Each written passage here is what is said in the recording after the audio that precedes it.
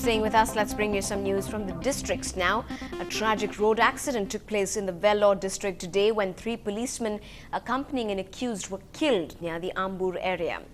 The cops were on their way from E Road to Chennai with 7 others, including 2 accused, when their vehicle collided with a government bus heading to Dharmapuri.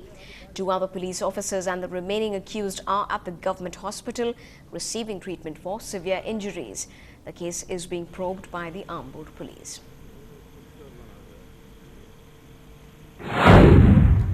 நாங்கள் வண்டி தரம்பில் சென்னையிலேருந்து 9:10 எடுத்து நேராக வந்து trip எடுத்துகிட்டு வரும்போது ஆம்பூர்கிட்ட வரும்போது ஒரு போலீஸ் வண்டி வந்து ரேம்பை தாண்டி வந்து நேராக எங்கள் வண்டியில் வந்து அடிபடுதுங்க. அடிபட்டதில் 3 பிசி ஒரு அக்யூஸ்ட் வந்து 4 பேர் வந்துட்டாங்க. வண்டி வந்து அப்செட் ஆகி இந்த ரேம்புக்கு வந்து இந்த பக்கம் வந்து 7 பேர் மொத்தம் வண்டியில் வந்தவங்க 7 பேருங்க.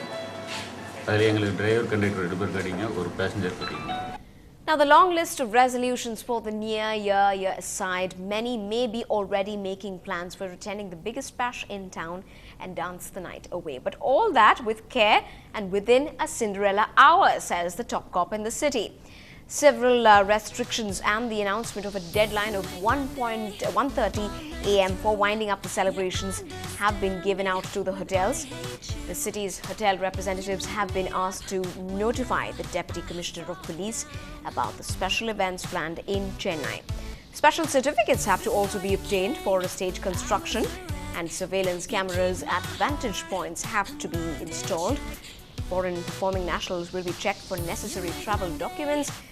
Night patrolling will be on a high across the city during the celebrations.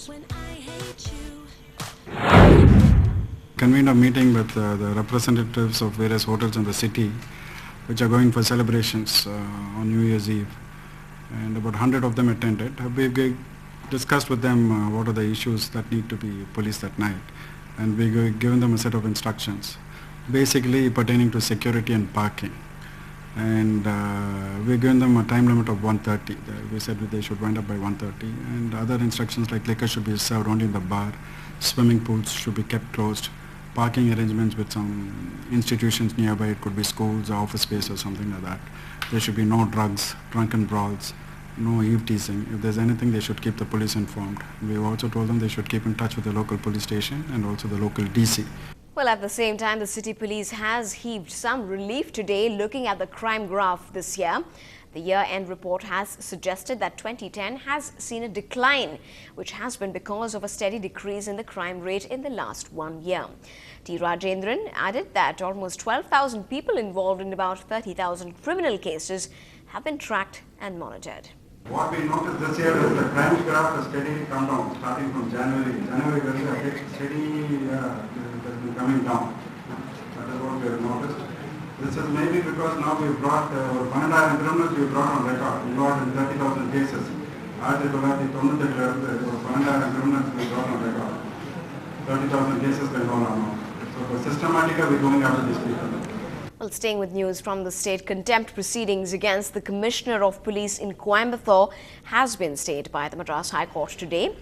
Earlier this month, a single judge had ordered the proceedings against Sailendra Babu for failing to comply with an order of the Madras High Court. It was earlier ordered that the officer suggest an alternative route for a rally organized by the RSS, but the Commissioner had rejected the plea of the group, considering the communally sensitive nature of Coimbatore city. In summer crime news, 2 people have been convicted for posing as freedom fighters to get a share of pension in 2001. P. Christopher, who posed as a freedom fighter, has been sentenced to 6 months of rigorous imprisonment and has been fined a sum of 6,000 rupees in a case of cheating. The fellow accused, Benedict, passed away before the verdict could be reached. Now, on to the big national story of this hour. 2 years after Arushi Talwar was killed, we may never know who was behind it. The CBI has filed a closure report on the Arushi murder case, saying they couldn't get sufficient evidence to nail anyone. On the morning of May 16, 2008, Arushi was found dead with her throat slit in her parents' home in Noida on the outskirts of Uttar Pradesh. Also found dead with her was the family's domestic help, Hemraj. Well, in a reply letter to the Home Minister's mail, the Chief Minister of West Bengal, Buddhadev Bhattacharya, has said, and I quote, "Your assessment is surprising and far from impartial," unquote. P. Chidambaram had written asking Buddhadev to control the violence in the state and thus disarm and demobilize the armed cadres. Buddhadev in his letter now says that the Home Minister is not being impartial and that he strongly objects to the word harmal, which is a term for left cadres used by the Trinamool. He also says that the Trinamool Congress has secret contacts with Maoist leaders and that outfits are now openly organizing meetings with them. Moving to news from the capital, 2 days before the Sri Krishna report on the viability of creating a new state of Telangana is submitted to the Prime Minister, Dr. Manmohan Singh has held a high-level meeting to discuss the fallout of the report. Just yesterday, Justice Sri Krishna had appealed for peace and expressed hope that the report would bring out a permanent solution. The issue of a separate Telangana to be carved out of Andhra Pradesh has resulted in an enormous political backlash, with political parties and leaders sharply divided on the issue. Now, an impact assessment review by the Tata Institute of Social Sciences, also known as TISS, has torn into the nuclear power plant being proposed at Jaitapur in the Konkan region. It has warned that the nuclear park that requires about 968 hectares of land, spanning 5 villages, will be a social disaster. The report strongly criticizes the project, saying it will have a huge negative impact on the Konkan environment. The findings suggest the government subverted facts and called fertile agricultural land as barren.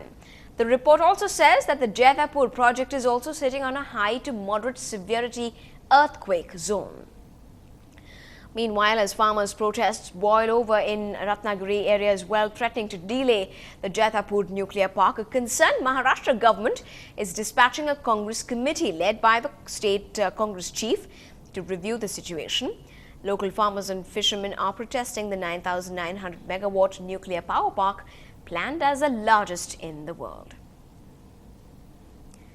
Still ahead on the bulletin, the Centurion lost its history, but raise your glasses to the walk of victory at Durban today.